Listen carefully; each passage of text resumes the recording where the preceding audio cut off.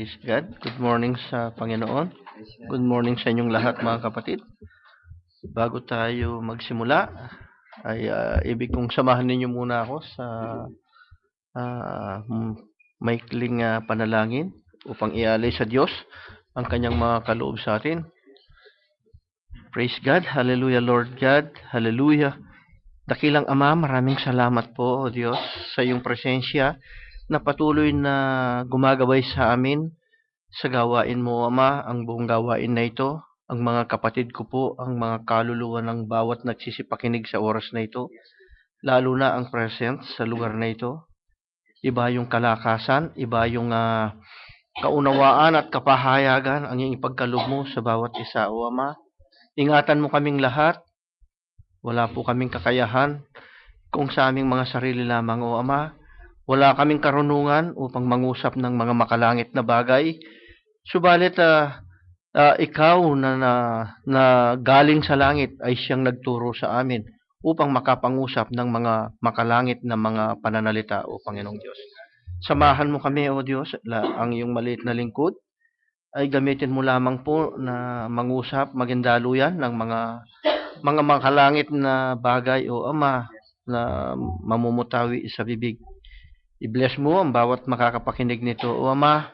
Ihanda mo ang bawat puso, ang bawat buhay sa mga pangako mong body change, sa pangako mong pag-agaw, O Ama, na siyang lubos na katubusan namin, na makakalaya kami sa magulong mundong ito, sa maruming mundong ito, O Ama. Gawin mo po, Panginoong Diyos, ang iyong dakilang kalooban upang kaming lahat ay makasalubong sa aming Panginoong Hesus sa alapaap. Bless us, O Lord God, habang kami po ay nagsisipag-aral, habang kami ay tutungo sa pagbabasa ng iyong mga banal na salita. Bindikahin mo ang bawat mga pag-aaralan namin, O Ama. Salamat po, Diyos. Sa iyo po lahat ng mga papuri, lahat ng karangalan, kaluwalhatian at kadakilaan, tulad ng mga inawit namin, O Ama. Ito po ang aming mga samot dalangin sa iyo, sa pangalan ng aming Panginoong Hesus. Amen. Praise God. Buksan po natin mga kapatid ang ating mga Biblia sa Matthew chapter 20 verse 1 to 16.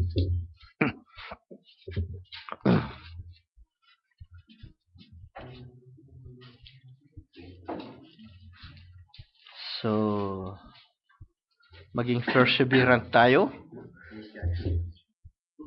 At alam natin, we know who hold the future. And if you hold the future, if you know the one who holds the future, there will be no disappointment in heaven. Mga kapatid. Verse 1. For the kingdom of heaven is likened unto a man. Yung kingdom of heaven is likened unto a man that is a householder, which went out early in the morning to hire laborers into his vineyard. So, itiniti po, yung kingdom of heaven sa householder. Verse 2, and when he had agreed with the laborers for a penny a day, he sent them into his vineyard. So, verse 3, and he went out about the third hour, and saw others standing idle in the marketplace, and said unto them, go ye also into the vineyard, and whatsoever is right, I will give you. And they went their way. So verse 5, again he went out about the 6th and 9th hour, and did likewise. Itong householder. So verse 6, and about the 11th hour, he went out and found others standing idle, and saith unto them, why stand ye here all the day idle? So verse 7, they say unto him, because no man hath hired us. He saith unto them, go ye also into the vineyard, and whatsoever is right, that shall ye receive. So 8, so when even was come, the Lord of the vineyard saith unto his servant, call the laborers, and give them their hire, beginning from the last unto the first. Verse 9, and when they came that were hired about the 11th hour, they received every man a penny. So verse 10, but when the first came, they supposed that they should have received more. So nag-expect ng mas marami yung una, no? And they likewise received every man a penny. Pare-pareho sila. 1 penny, 1 dinar. So verse 11, and when they had received it, they murmured against the good man of the house. So verse 12, saying this last have wrote but 1 hour, isang oras lang, yung huli, and thou hast made them equal unto us, which have borne the burden and heat of the day. So verse 13, but he answered one of them and said, friend, sabi niya, I do thee no wrong. Didst not thou agree with me for a penny? Hindi ba nakipagkasundo ka na isang denaryo sa isang araw? No? So verse 14, take that thine is, sabi niya, and go thy way. I will give unto the last, even unto thee. So verse 15, is it not lawful for me to do what I will with mine own? Is thine I evil because I am good? So verse 16, ito na yung sa mga marami ngayon. So the last shall be first, and the first last. For many be called, but few cometh. A few chosen. So maraming tinabag, kakaunti na lang yung napili. So praise God, pagpalain ng Diyos ang kanyang mga banal na salita. Mga kapatid, pwede na tayong magsiupo. Itong mga nagsisipakinig natin mga kapatid sa ibang lugar, no? Napakaganda ng mga inaawit natin kung nanamnamin lang natin sa heaven, walang funeral train, wala nang gagawang kabaong doon. Walang bagbabayad ng tax, walang rent sa mga mansion, walang luhang papatak mula sa mga luha kasi wala nang iiyak doon eh. Walang mamamatay, walang magkakasakit, no? So ano kaya ang kaligayahan ang mararamdaman natin doon? No? Naririnig ko yung mga patotoo kanina. Alam mo, minsan na-experience natin yun. If your mind is flying, sabi nga nila, yung katulad ng kay sister, no?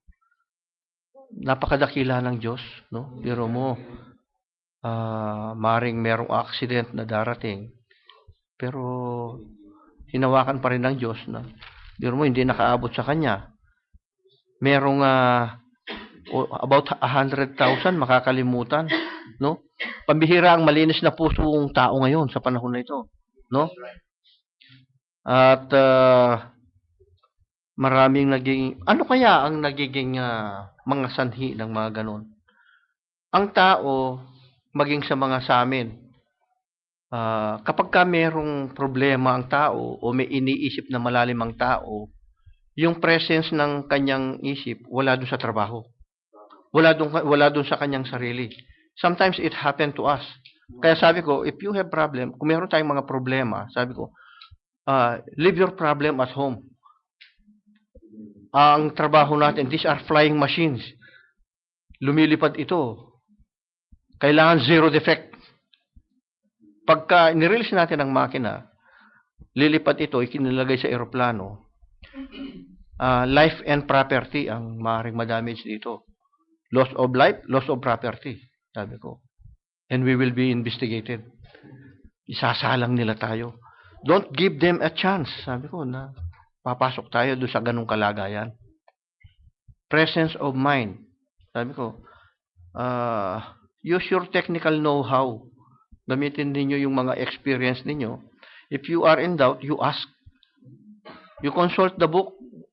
Kung minsan nahihiya kayong magtanong sa tao, minsan hindi nyo alam basahin yung libro, hindi nyo alam kung saan nyo hahanapin, don't be ashamed. You ask. Ang importante yung presence of mind. Katulad sa mga ganung bagay, maring may iniisip kayong malalim, no? Kahit kanino. Kaya sabi ko sa kanila, if I have problem, katulad ng pag dinetail nila ako ng Biyernes, this is a problem to me. I cannot concentrate with my job, sabi ko. I have to talk to the commander. Kailangan kausapin ko muna siya. Ba't ganito? So pag inalaw nila ako, makakapag-concentrate ako sa trabaho ko. Ganado pa ako magtrabaho. Pero pag hindi na-solve yung problem, wala ako sa isip ko. Maring magkamali ako. No? See? Ang pagkakamali, tingnan natin. It might cause damage to life, damage to property. No? It might cause physical injuries. Lalo na sa amin. So sabi ko, tatrabaho tayo ng mahahabang oras. Tapos, yung iniwan mong trabaho, hindi na i-relay dun sa isa. See? Power on pa lang. Nakapid na yung fuel. Lakas ng pressure. Umulan ng malaking gasolina. Kasi hindi nahigpitan yung isang pipe. Isang pipe lang na ganyan. So, tumigil silang lahat. So, maaaring paano kung may ignition na? Sunog ang lahat. Malaki sagutin. Wala ako. Sabi ko, dapat presence of mind. You see, sabi ko doon sa isa, gusto mong maging supervisor. You still lack experience. Hindi mo man lang inisip na hindi kumakasya yung tools. Pinilit mong inikot. Pagkatapos, naputol mo. Tapos gusto mo maging supervisor ka. Ikaw mismo, nagre-request kang maging supervisor. He is not yet qualified. Sabi ko sa admin namin. Kailangan matuto muna siya. Hindi yung yung gusto niyang ganun, it is for a personal purpose. Dahil gusto niya na makalamang sa iba. Hindi. Sabi ko, no. Binibiro siya ngayon na tinatanong ako dun sa namin. Hindi pa siya pwede, sabi ko. We cannot release him to become a supervisor. Hindi pwede. Sabi, you keep his paper. Sabi so, ganun mga kapatid, no?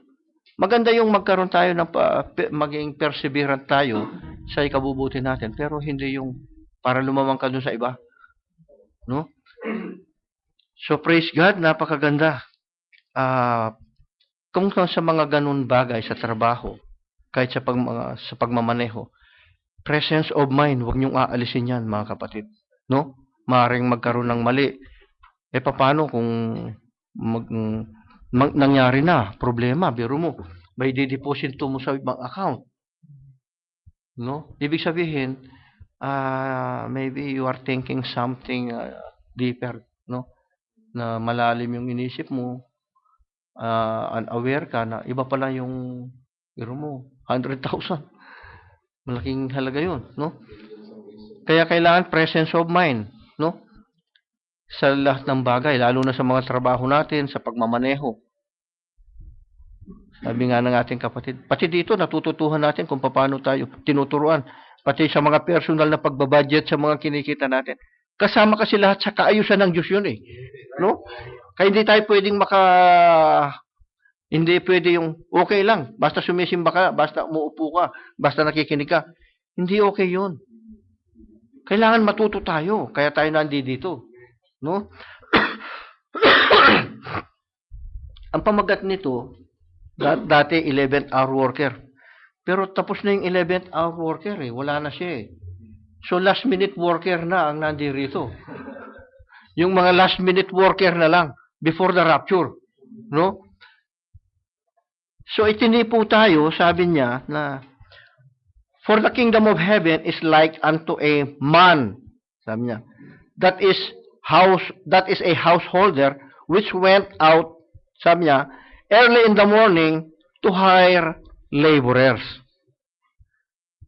Sabi ng Corinthians, no, mga kapatid, ibig kong basahin lang sa inyo yung Corinthians. Sabi niya dito sa 1 1 Corinthians chapter 3, verse 9, for we are laborers together with God. Ye are God's husbandry, ye are God's building. So we are laborers together with God. Kamanggagawa ka ng Diyos ngayon. Tapat na tapat tayo sa mga boss natin kung minsan, ano? Tapat na tapat tayo sa mga company natin. Dahil mananampalataya tayo, hindi tayo nandadaya sa kanila. No? Ipinagtatrabaho natin ang mga kinikita natin. Silang mga katrabaho natin para kumain tayo na. Doon nanggagaling yung bread and butter natin. No? Yung mga pag-aaral, mga pang-tuition fees ng mga anak natin. Yung mga ginagamit natin sa mga pang-araw-araw. Pinagsisikapan nating maging matapat. How much more kung pagdating sa eternal life ang kamanggagawa mo, Diyos? Paano kang hindi pa lalong magiging mas matapat na ang kamanggagawa mo, Diyos? And we are His last-minute worker. Nag-hire siya, no? Nag-hire siya. Kung papansinin natin, lumabas siya, early in the morning, lumabas na siya. Hanggang 9, meron ng agreement sa salary. 1 penny. Agree sila. Mainggitin kasi yung tao eh. No? Madaling pag tumingin siya, gusto nakakalamang siya. No? Pagdating ng 9 o'clock, lumabas uli siya hanggang 6 o'clock. Ay, 6 hours. Ang orasan kasi nila, kaya meron silang first watch, second watch, third watch, fourth watch. So yung first watch, 6 to 9. Sunrise to 9. Yan ang unang first watch. Lumabas siya, nakakita siya ng idol. Hindi nagtatrabaho, pinapunta niya sa vineyard niya.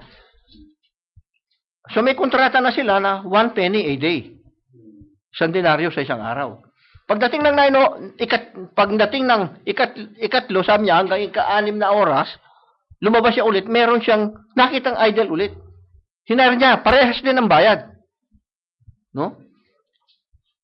Yung ika-3, sabi niya, hanggang siyam na oras, 9 o'clock hanggang 3 o'clock ng hapon yun. No? Kasi 12 ang oras sa isang maghapon. 12 din yung oras sa isang gabi. So sa gabi, meron din siyang first watch, second watch, third watch, fourth watch. Pagdating nung 11th hour na, pagdating ng 11th hour, lumabas uli siya. May nakita siyang, wala na namang trabaho. Walang nag-hire sa amin eh. Pero actually, kung gusto lang nila, ayaw siguro maghanap ng trabaho. Ang naghanap yung yung householder eh. No?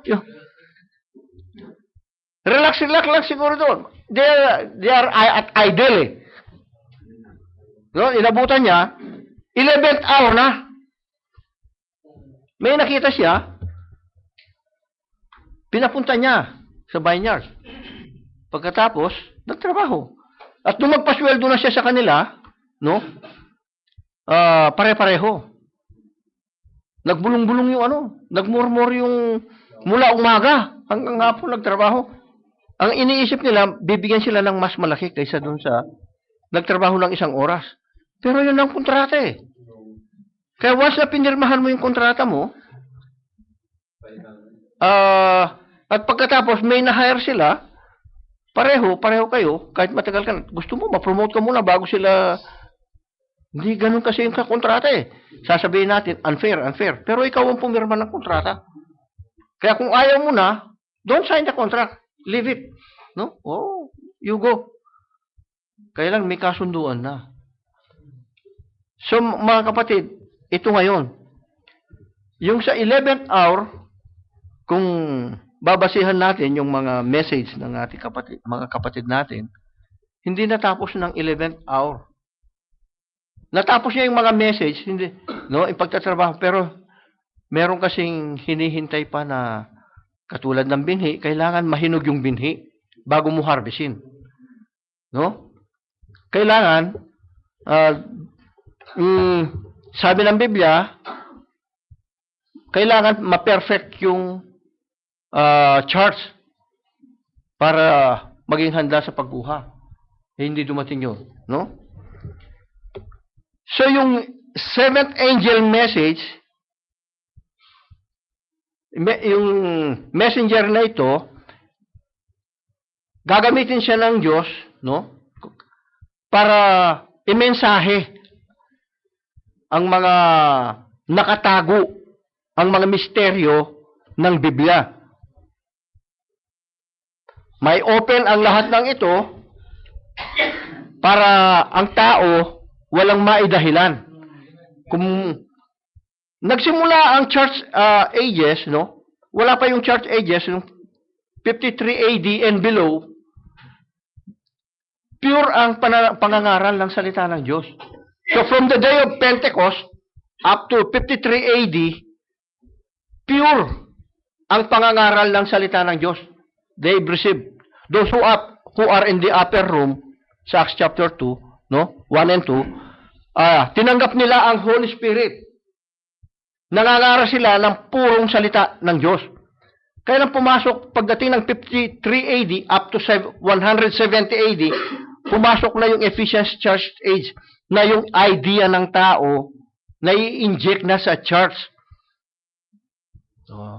Kaya nga pagka nakatalakay yung Ephesians Church Age, doon pumasok yung idea ng tao na siguro kailangan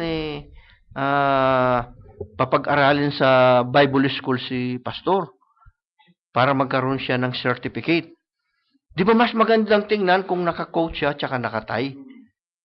Pumasok ang mga una, itong mga maliliit na idea. No? Bakit nakakapag-suggest na ng ganito ang mga tao? Kasi merong mga ma-influensyang tao na tumatanggap na ng salita ng Diyos. Mga respetadong tao na pagka nagsalita sila, meron silang power, no? Halimbawa, nakapagkaloob sila ng lupang tatayuan ng church, ibig sabihin may kaya, may boses siya ngayon kasi siyang nagkaloob dun sa lupa. Siyang nagpatayo ng church.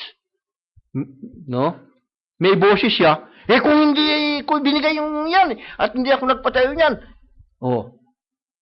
Anong sasabihin ngayon ni pastor? Sige, pagbigyan na natin para hindi na tayo sumbatan dito sa lupa. Makapapagbayarin tayo ng renta kung ano. No? So, ganun pumapasok yung mga idea ng tao. Ibig i-correct lahat nitong 11th hour messenger na ito. 11th hour worker. Gustong i-correct lahat ang mga ito.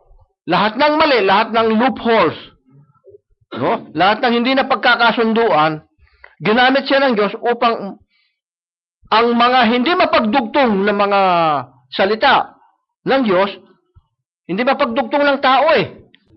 So ang kailangan, ang Diyos ang magdudugtong nito, kaya lang hindi siya pwedeng gumamit ng yung anghel yung magtuturo o Hudyo ang magtuturo. Kasi tinanggihan na ng Hudyo ang Panginoong Hesus. Gumamit siya isang hentil na kapareho natin. Hindi lahi ng Hudyo. Bakit hindi pwedeng gamitin ng Diyos yung Hudyo? Hindi pwedeng ipangaral ng Hudyo ang Panginoong Hesus sapagkat hanggang ngayon, di pa nila tinatanggap. Paano mong ipangaral yung hindi mo naman tinanggap? Magtuturo ako ng baptism in the name of the Lord Jesus Christ sa inyo, hindi naman ako naniniwala doon. So, mali. Di ba? Kailangan, naintindihan ko yung ituturo ko at sinusunod ko. Kung hindi mo naman sinusunod, di mo pinaniniwalaan, paano mong gagamitin? Paano mong ituturo? Kaya hindi pwedeng gumamit ng Hudyo ang Diyos. Ang ginamit niya, kapareho natin na walang dugo ng Hudyo. So, yung ginamit niya, yung ikapitong mensahero na tinatawag na 11th hour worker. Kaya lang, pansinin natin, yung message na imensahe na, no? Kaya lang,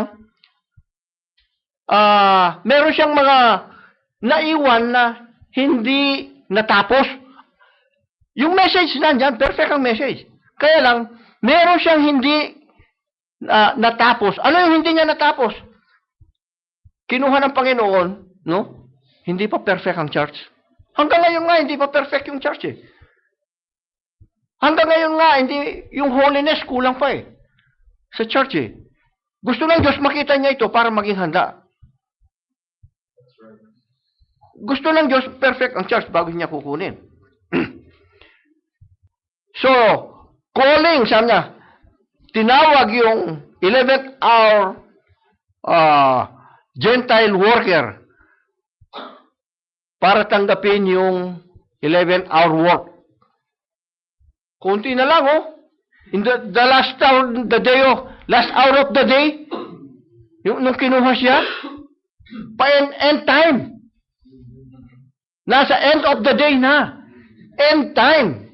And we are in the end time. Last hour of the day. Last hour ng kaliwanagan ng salita ng Diyos. No? So from the days of the, sabi niya, the days of Paul, this age which now called, ang tawag ngayon dito, una, wala pang, hindi pa pwedeng lagyan ng binhi, kaya bride muna, bride, kasintahan. At nung makikita natin, nagmamanifest, nalalagyan tayo ng binhi, tinanggap natin ng Panginoong Hesus, natural, wife ka. Makikita mo sa sarili mo, asawa ka ng salita ng Diyos. Sinusunod mo ang salita ng Diyos. So, inintroduce itong wife age, bride age ng prophet. Behold, the bridegroom cometh. Go ye out to meet him. Yung bridegroom dumadating, may sigaw, no?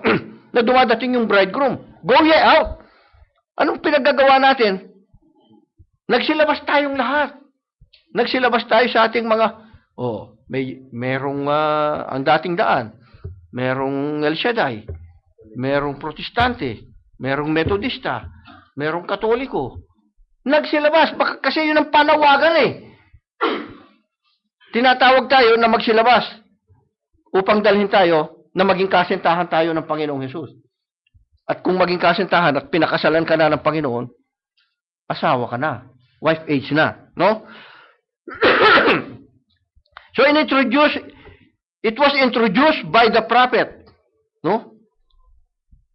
Ito, the bridegroom cometh. Inintroduce niya ito. So, the 11th hour, it is the last hour of that working day. Yun ang last hour ng working day. Sa ngayon, hindi nga last hour yun. Minsan, meron nagpapatrabaho ng 12, 13, 14 oras. Tingnan ninyo kung paano kasasama yung mga tao. Ay, halos ayaw ka nang patigilin sa pagtatrabaho eh. Pero pag managpasweldo, gusto nila, ganun pa rin yung sweldo mo. Samantalang inabuso ka sa mga trabaho. Ganun ka-unfair ang tao. Tingnan ninyo, nakipagkasundo. 1 penny a day. Balong natapos yung isang araw, gusto. Dahil may hinire na iba, gusto mas marami sa kanya.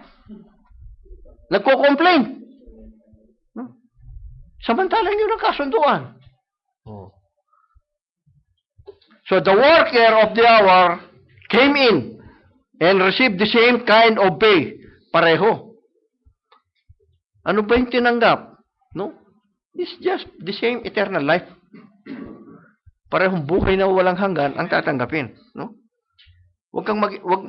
Hindi nag-expect ng mas malaki. So the same with the worker of the first hour of the day. Pareho.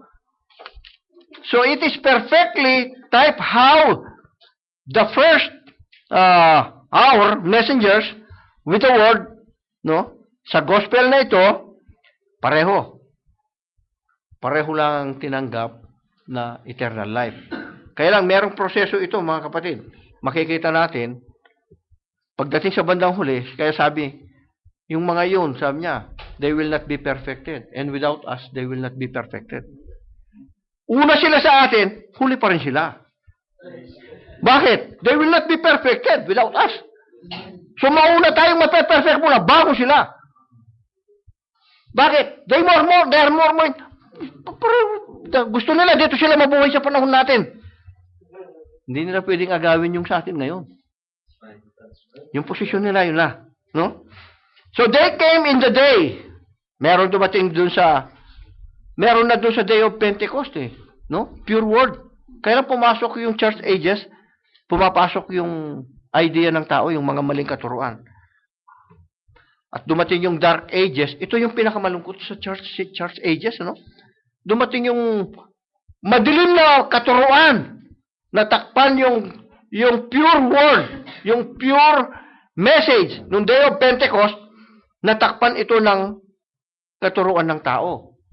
At pag tinalakay mo kung saan galing ang mga maling katuruan na ito, maraming masasaktan na tao. Kasi doon tayo lahat pinanganak eh. No?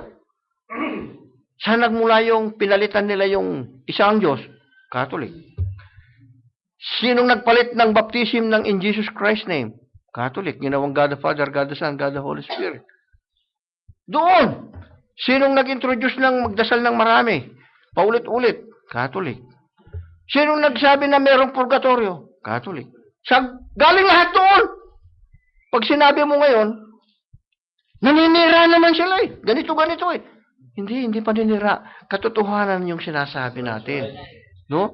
Kasi kung mangungusap ka dito, maninira ka lang, o magsisinungaling ka lang, magpagagalitan ka lang ng Diyos. No?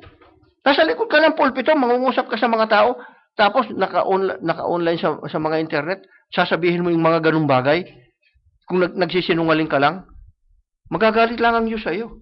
Pero totoo kasi yun. Yun ang pinagmulan. Anong purpose ng pangungusap sa likod ng pulpito? To correct what is wrong. Para maitama. Kasi yung house of God, it is a house of correction. Para maitama. Hindi para manira. Nagiging paningin lang marami ay naninira. Hindi. That's love. Yun ang tunay na pag-ibig. Yun ang tunay na pagmamahal upang maligtas ang isang tao. Kasi kung hindi natin itatama ang mali, hahayaan mo lang, ay accessory ka ngayon sa kamatayan ng tao. Pati ikaw, manganganib yung kaluluwa mo sa kamatayan. Hindi ganun ang church na itinayo ng Panginoon. Yung church na ito na itinayo ng Panginoon, hindi ganun. Yung mali. No, yung tama talaga yan. So yung mali, pag alam mo yung tama, itama natin yung mali. Huwag natin panatiliin na mali. Okay lang. Yung nagbibigay pa naman ng ano yan, malaki. Yung nagbibigay ng malaki, bayaan mo na. Kasi kapag umalis yan, paano yung... Huwag mo iisipin yun. Ba't kung wala nang magbibigay, hindi na magpapatuloy yung gawain ng Diyos? Hindi ganun, mga kapatid. Pag nagtuwid, lahat tayo, subject tayo sa pagtutuwid, no, mga kapatid. Hindi natin pwedeng sabihin, ay, mas righteous ako sa kanya. Walang ganun. No? Baka mamaya, salita tayo na, mas matuwid naman ako sa kanya. Para kayong publikano at saka yung pariseo na pumasok sa templo. No? Ang kailangan, lumapit tayong lagi may pagpapakumbabang puso sa Diyos. No? So, dumating yung dark ages. And in the middle of this dark ages, mga kapatid, no? Pumasok si Luther at saka si Wesley. Sa kalagitnaan, di ba? Dumating sila. Yung mga ito, tingnan ninyo, hindi ba mahuhuli itong mga ito? Mahuhuli pa sila kasi pati yung mga teachings nila,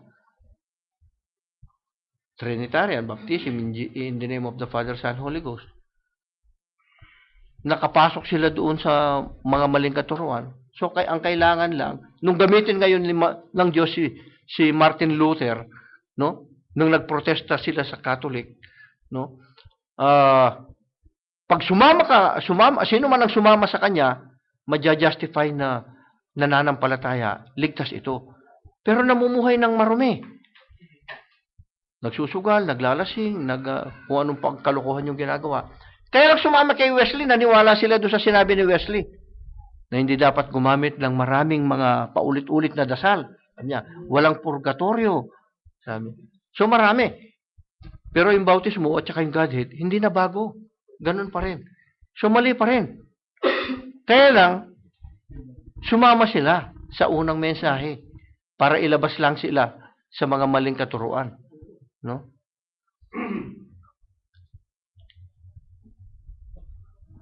Then, on the last hour, sa Laodicea, lumabas si Elijah.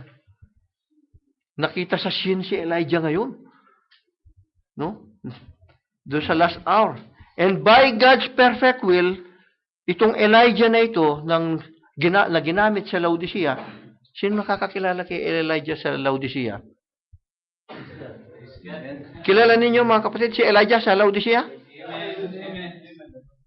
Pag hindi nyo kilala, magtanong kayo mamaya. Ha? No? Kailangan makilala ninyo si Elijah na ginagamit sa Laodicea. Doon sa perfect will ng Diyos, no? Elijah left the scene after delivering the messages.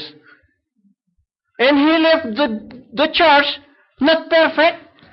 Hindi perfect yung church nung umalis siya, nung kinuha siya ng Diyos. May problema pa. Meron siyang undone jobs. Meron siyang hindi natapos na gawin. Ano yung hindi niya natapos gawin? Ang sabi ng Ephesians 4:11,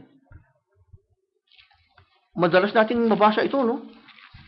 Ibig ko lang, ito ang naiwan niya nang hindi pa natatapos yung kanyang, natapos yung mga message, hindi naman niya natapos ito.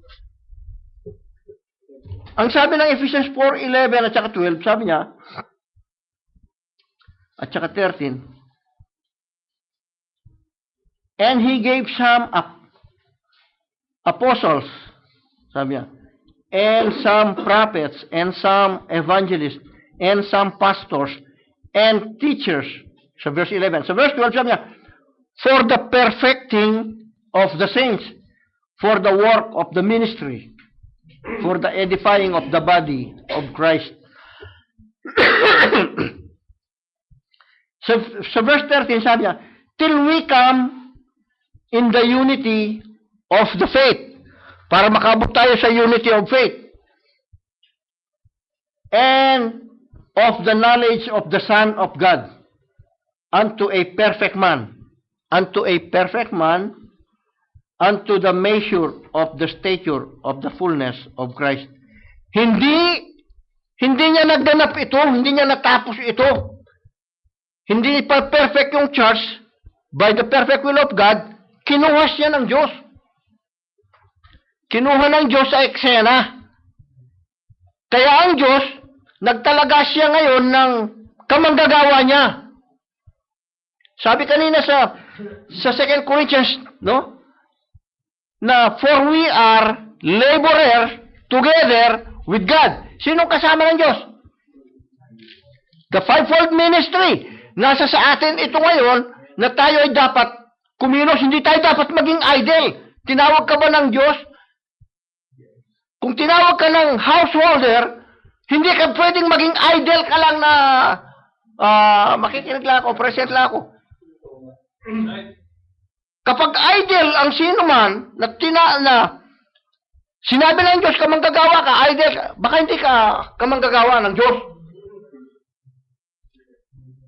That's why you can see separations. You can see falling away. Because they are not co-laborers of God. Magiging burden yan ng Diyos. Kapag co-laborer ka ng Diyos, kasama ka na kumikilos at gumagawa. Kapag wala kang alam gawin, magtanong ka. Brad, baka anong may tutulong ko, anong magagawa ko para sa ikalalago at ikatitibay ng church. Because you are a co-worker of God. Collaborer ka ng Diyos, hindi ka pwedeng maging idol. Tinawag niya nga yung mga idol para gumawa. At pagdating mo, idol ka pa rin? Hindi, mga kapatid. You ask what you can do to the church built by the Lord Jesus Christ. Tanungin nyo, do anything that is good for the church. Do not ask the church what the church can do for you. Ask what you can do to the church.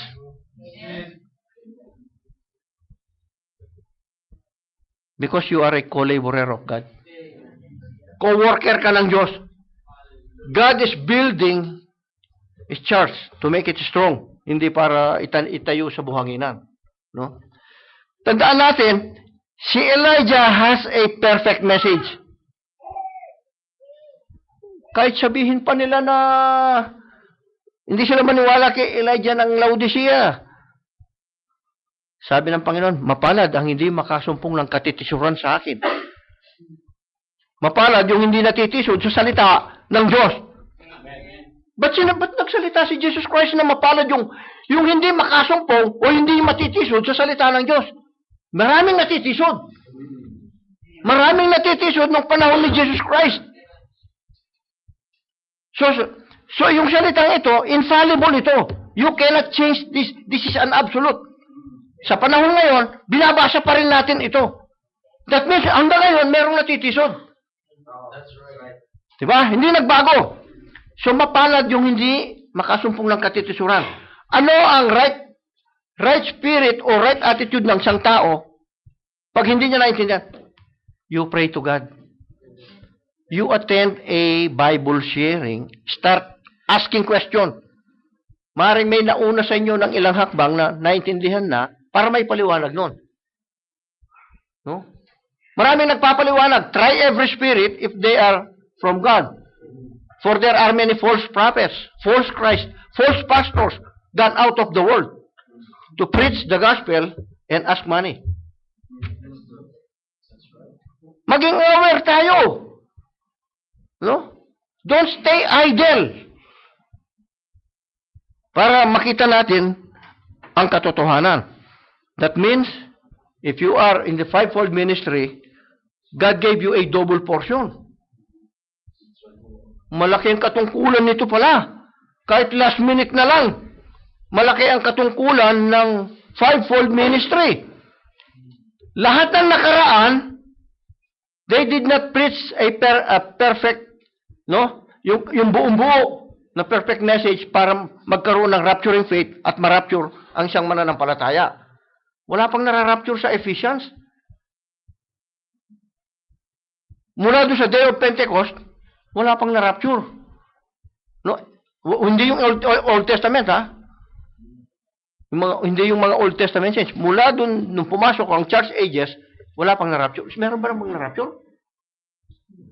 Wala pa. See? Wala pa. And they without us, they will not be perfected. Mga kapatid. Kaya kailangan gaano kahalaga ang ministry ng last minute worker at ang last minute worker na ito, tayo. Hindi natapos ng 11th hour worker, ito, hindi na perfect yung church. So, kailangan lahat tayo kumilos. Walang idle. Diba? Kailangan ito, mga kapatid. Sabi nga sa verse 6 ng ito, He went out and found others standing idle, and said unto them, Why stand ye here all day idle? Pero nagtrabaho sila, pagkatapos niyang tawagin. Nung matawag, tingnan natin, kaya meron silang murmuring. Papansinin natin ngayon, sa message. Pagka nauna na kasi sila, nauna ng tinawag, no? Ang mapapansin natin sa mga naunang tinawag, kaya hindi pinakikinggan yung yung mga huling tinawag, no? Sabi niya, matagal na kami. Sabi niya, matagal na kami, kayo ngayon lang. 30 years na akong nangangaral.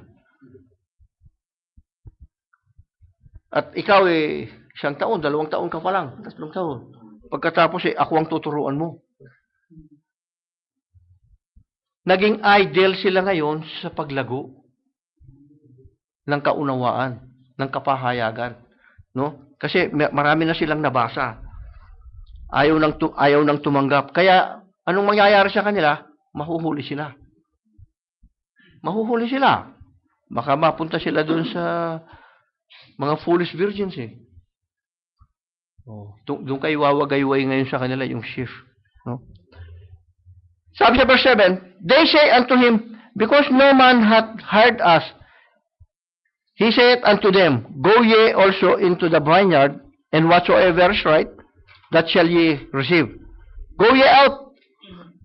Lumabas kayo, sabi niya. Go ye out to the vineyard. This is therefore the continuation, tuloy-tuloy hanggang mula pagtawag niya sa first hour hanggang sa 11th hour, tumawag siya, lumalabas siya lagi. No? Naghahanap siya ng idle na tao, yung walang ginagawa. Tinatawag niya para magtrabaho. Pagdating naman sa atin, nung kunin na yung 11th hour worker, na hindi pa perfect yung church, sabi niya, nagtalaga ako ng apostles, prophets, pastors, evangelists, teachers. Sila'y co-laborer ko. Dito sa last minute na ito bago mag-rapture. Tayo ngayon ang inilagay dito. Sabi niya, itong gagamitin ko, it is for the perfecting of the saints, for the work of the ministry, and for the edifying of the body of Jesus Christ, till we come into the unity of faith, and unto the knowledge of the Son of God, unto a perfect man, unto a perfect stature, body of Jesus Christ. Tayo ngayon ang gagamitin. Tingnan ninyo mga kapatid, kung gaano kahalaga. Nandito sa huling ito, yung rapturing faith. Anong gagawin ng Diyos sa atin? Ipauunawa niya katulad ng menensahe ng propeta. Walang gagawin ng propetang ito, sabi niya, kundi 2 bagay. To turn the hearts of the children to the fathers. Pangalawa, sabi niya, to reveal the mystery of the 7 thunders contained on the 7 seals. Anong dadalhin nito? Rapturing faith. Kaya mararapture ka kasi may pananampalataya ka. Anong gagawin mo? Magiging perseverant ka sa pananampalatayang ito na mababody change ka, mararapture ka, dadalhin ka sa langit. Hindi mo iisipin na baka hindi naman totoo, baka hindi. Hindi papasok sa isip mo yung hindi ka kukunin. Pag pumapasok sa isip mo yung hindi ka kukunin, hindi ka nga kukunin. Maiiwan ka nga. Kailangan pumasok tumanim ng malalim sa puso natin. Kukunin tayo kasi anak tayo ng Panginoon. No? So, in the fivefold ministry, to work hard and continue, sabi niya, the last minute left by the 11th hour messenger. Yung iniwan niya, until the evening time is over. Until the evening time, yung dilim ng katuruan is over. Paano magiging over? Maliwanag lahat sa iyo, pati mga misteryo, pati mga parabolo na sinabi ng Panginoong Yesus, maliwanag sa kukunin niyang dadalhin sa langit. O paano ka mag-judge pagdating ng white throne judgment kung hindi mo alam yung pagsasabihin mo doon? Tama kaya yung ginawa nito? Sasabihin mo yon? Magiging unfair ka sa pag-judge doon. Kasama ka ng judge Kasama ka ni Jesus Christ na nando doon. Anong sabi niya? To him that overcometh, yung makaka-overcome, shall I grant to sit with me in my throne, as I overcame and sat with my Father's throne. He that hath an ear, let him hear what the Spirit saith unto the churches. Kasama kang nakaupo ni Jesus Christ pag kahit na doon sa eternity. Kasama ka. Doon sa white throne judgment, wala ka sa kaliwa, wala ka sa kanan. Kasama kang nagja-judge. Bakit? You are the body of Jesus Christ and He is the head. We are the full word. Tayo ang buong salita ng Diyos. Tayo ang katawan niya. Kaya tayo sa panahon na ito, ginagamit tayo as co-worker of God, mangungusap ng salita ng Diyos. Diba? Tayong ginagamit na magpatuloy sa naiwang trabaho na hindi natapos ng ika-11th hour worker. Then, sabi niya,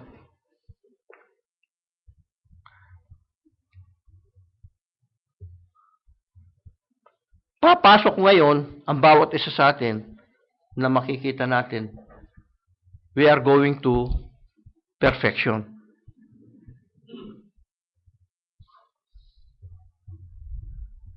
Then, kung dumating sa atin ito, dumating yung pag-agaw, and time is over, and time has no more but to rest, mararapture na.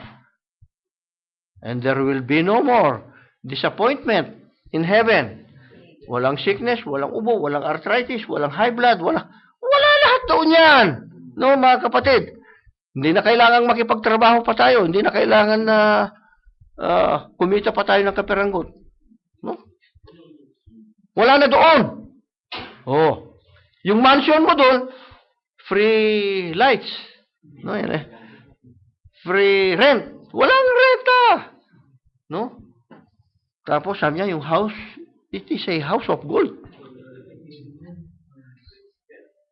Oh, parang sa pakiramdam lang natin ngayon eh. Ay, house, gold pala yung house doon. Wala pa sa ano natin, hindi man lang malalim yung pagkakatanim sa puso natin na yung mga mansion pala natin doon, mga gold. Wala pa yung malalim na. Diyos ko, kailangan doon ako makarating. Yung mga daanan pala doon, gold. Samantalang dito, kamamahal ng gold. No? Tinitimbang pa. Doon. Kahit na anong timbangan, hindi mo matitimbang yung doon. Kasi walang timbangan na magagawa para timbangin yung mga gold doon. No, mga kapatid? But, before going to rest, sabi niya, we must go in the process of going to maturity. Kailangan mag-mature muna. No? Kaya nga sabi sa Hebrew chapter 6 verse 1, basahin ko muna sandali sa inyo para ipagpatuloy natin. Maaga pa, no? Hebrew chapter 6 verse 1. Kahit basahin ninyo ito, maganda.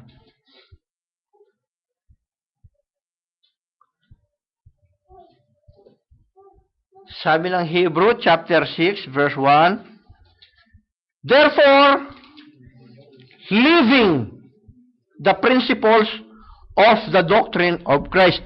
Doctrine ni Jesus Christ, pero kailangan, iwanan mo na yun, sabi niya. Kung nga naman, kung nabautismo ka na, doctrine ni Jesus Christ ito, alang namang hindi mo na iiwan. Gusto mo, araw-araw, bautismuhan ka. Kailangan iwanan mo naman, naintindihan mo na, ginanap mo na eh. No? And then, ano yung anyaya ni Paul? Sabi ni Paul, let us go on. Unto what? Anong sabi ni Paul? Let us go on unto perfection. Kaya nga yung fivefold ministry, inintroduce ni Paul sa atin, let us go on unto perfection. Mataas ang requirement. God is perfect. Perfect ang Diyos. And He has the right to require perfection. At kung nag-require siya ng perfection, mga kapatid, merong pwedeng ma-perfect. Wala ka namang magre-require siya ng perfection, wala namang palang ma-perfect. Pero alam ng Diyos na merong ma-perfect. Oh. Tatrabahuhin natin ngayon ito, tayong lahat, para makaabot till we come into the unity of faith. And, anong gagawin ng fivefold ministry? It is for the perfecting of the saints. May trabaho kayo. May trabaho ang bawat isa sa atin. For the perfecting of the saints. For the work of the ministry. And for the edifying of the body of Jesus Christ. Gagawin natin ito. Tayo ang gagawa nito. Walang magiging idol sa atin. Unahin natin yung sarili natin ngayon. Oh, trabahuin mo muna yung sarili mo. Pagka nakikita mo na tumataas, pwede kang magsalita ngayon sa iba. Brad, dapat ganito tayo. Sister, di ba dapat ganito? It is for the perfecting of the saints. Para maging matibay yung katawan ng Panginoong Yesus, yung body, yung church. No, mga kapatid? Nakukuha nyo? Simple-simple lang, ano? Simple-simple lang. Ang pinakamahirap lang yung ganapin. Yan ang pinakamahirap. Pero kung iintindihin, madaling intindihin. Pero kung gagawin, yan ang pinakamahirap. Brad, hindi ba pwedeng bukas na lang ako ma-perfect? O sa pag magra-rapture na lang? O baka maiwan. No? Hindi pwede yun, mga kapatid. No?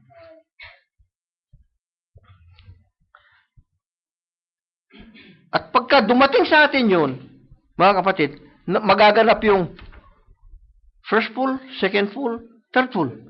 Magaganap sa atin ang mga yun. No? So, kung yung pagiging baby status natin sa pananampalataya, natural. Kung baby, pagkatapos, magiging teenager, magiging matanda, magiging hanggang dumating na dun sa parang yung pagliligtas ng Panginoon. Maja-justify ka, masasanctify ka, mababaptize ka ng Holy Spirit. Hindi naman pwede yung ma-justify ka, hindi ka naman malilinisan. Kailangan, sangkap kasi yun ng kaligtasan. Kailangan justified ka, sanctified ka, baptize ka ng Holy Ghost. Pero bago ka mabaptize ng Holy Ghost, kailangan mabaptize ka ng fire. Susunugin muna yung lahat ng mga impurities sa atin. Lahat ng mali. Kapag ka nagpapatuloy tayo dun sa ganon, no? Hindi pa nasunog. So, kailangan masunog muna yon. Kaya nga, sabi ng Panginoon,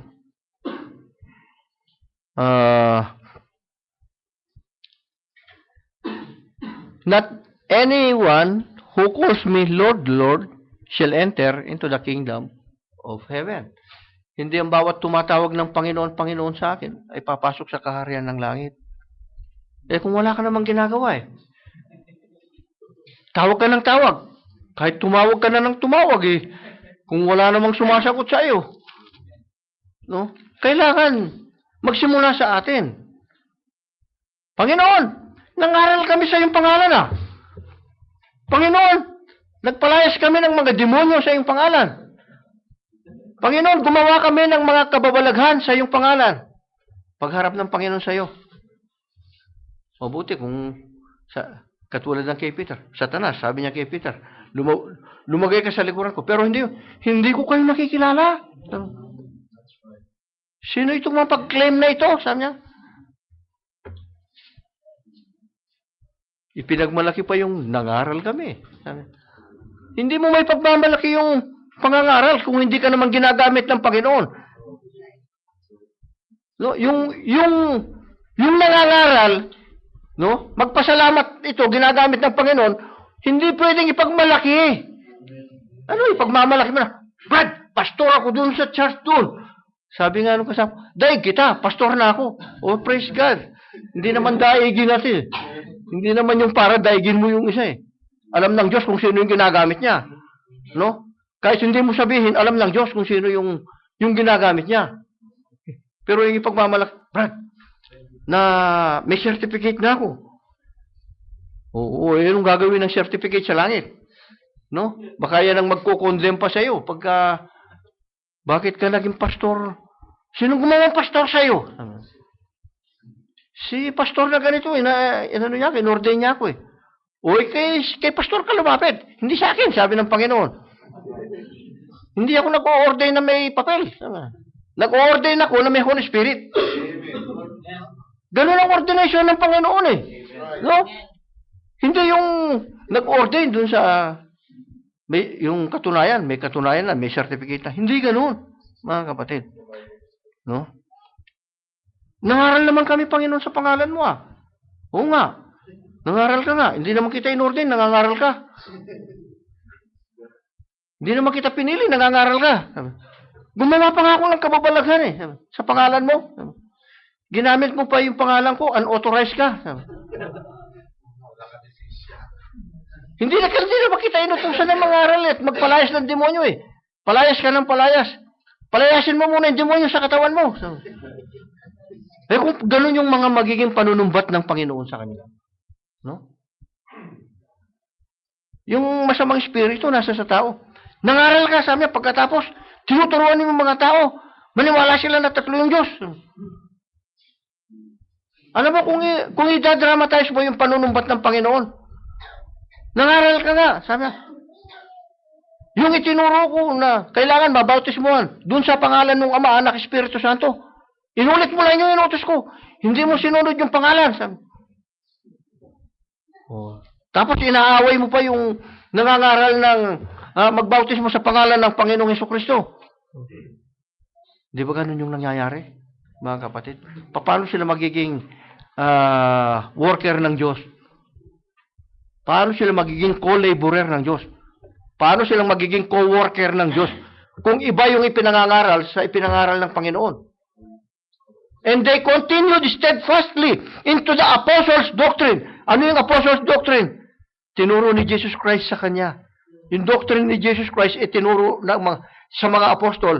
Kaya nga tinawag ngayon na apostles' doctrine. Kasi sila ang tinuruan ni Jesus Christ.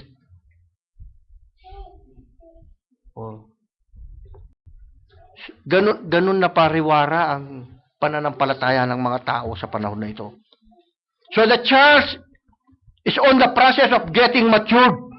Kailangan mag-mature yung church, tayo, no? Preparing for the rapture. Preparing for the harvest, kung sa seed ito. Kailangan mag-manifest yung first pull, second pull, third pull sa atin. Pag hindi nyo naintindihan pa yung first pull, second pull, third pull, mamaya magtanong kayo ng magtanong. Nag-encourage tayo ng mga tanong after lunch, last Friday, maagang natapos yung gawain. Nandito na yung iba. No? Para makapagtanong kayo, ano kaya yung first pull? Kung di nyo pa naintindihan. Marami na sa mga kapatid natin naintindihan to. Ano yung second pull? Ano kaya yung third pull? Bakit may pull-pull? May hatak. Hatak hindi yung full, hindi F-O-O-L. Hindi full. F-U-L-L. Full, hatak. Hindi rin F-U-L-L. Yung full, puno. Hindi pa, no? Hatak. Para mahatak tayo ng mahatak. Papuntang langit. Hindi yung pahatak pababa.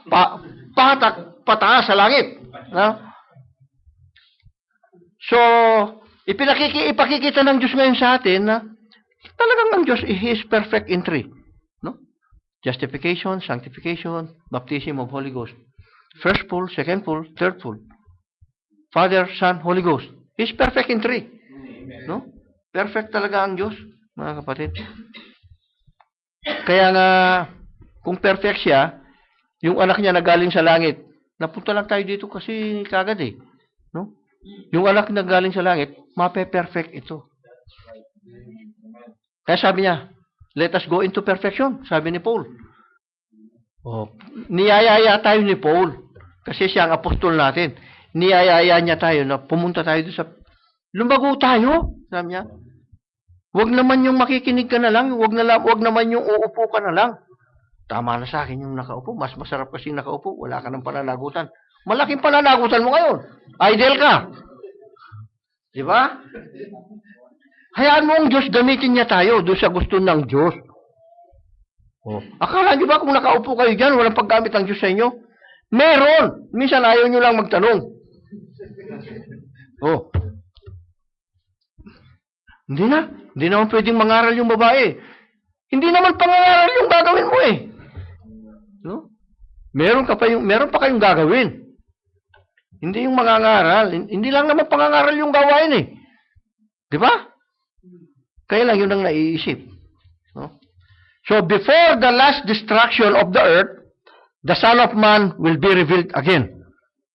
Bago hatulan ng Diyos yung sanlibutan, mahahayag completely yung Son of Man. Who is the Son of Man? Sino sister yung Son of Man? The Son of Man is the Lord Jesus Christ, but siya tinawag na Son of Man.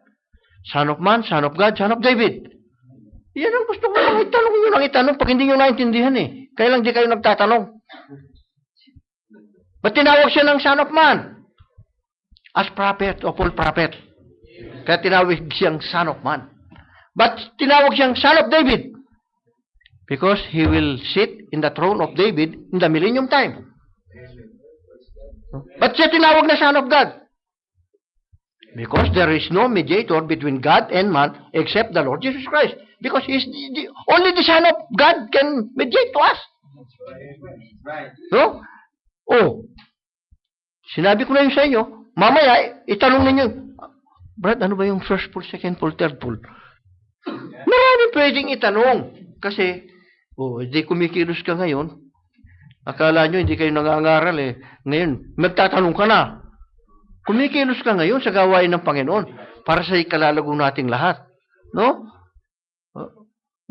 Gusto kasi, yung iniisip lang, hindi naman kasi pwedeng mangaral yung babae. O gusto nyo, mangaral kayo dito.